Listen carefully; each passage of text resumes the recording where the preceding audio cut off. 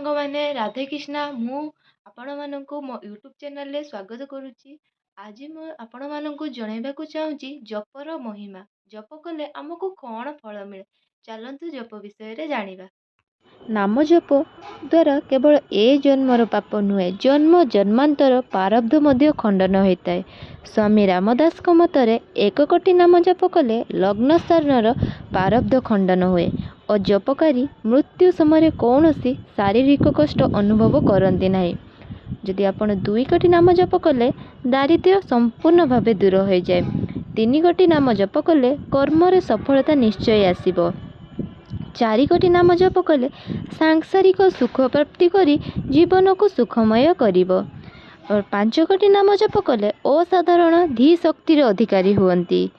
6 କୋଟି ନାମ ଜପରେ ଯେଉଁ ସିଦ୍ଧି ଲାଭ ହୁଏ ତାହା ଭକ୍ତଙ୍କର ମୁଖ୍ୟ ଲକ୍ଷ୍ୟ, ତାହା ହେଲା ଷଡ଼ରିପୁରୁ ସମ୍ପୂର୍ଣ୍ଣ ମୁକ୍ତି। 7 କୋଟି ନାମ ଜପରେ ଜୀବାତ୍ମାର ଜନ୍ମକୁଣ୍ଡଳୀର ସପ୍ତମ ଘର ଅର୍ଥାତ୍ ବିବାହ ସ୍ଥାନର ଦୋଷ ଖଣ୍ଡନ ହୁଏ। 8 କୋଟି ନାମ ଜପରେ ସମସ୍ତ ପ୍ରକାର ଅପମୃତ୍ୟୁ ଦୋଷ ଖଣ୍ଡନ ହୁଏ। 9 କୋଟି ଜପରେ ଇଷ୍ଟ ଦେବତାଙ୍କର ଦର୍ଶନ ମିଳେ। 10 କୋଟି ନାମ ଜପରେ ସମସ୍ତ ସଞ୍ଚିତ କର୍ମ ନଷ୍ଟ ହୋଇଥାଏ।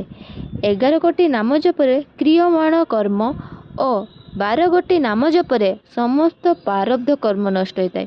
ଆପଣ ଯଦି 13 କୋଟି ନାମ ଜପ କରନ୍ତି ତେବେ ଭକ୍ତ ଭଗବାନଙ୍କ ସହ ନିତ୍ୟ ନିବାସ କରିବାରେ ଆନନ୍ଦ ଅନୁଭବ କରିଥାଏ।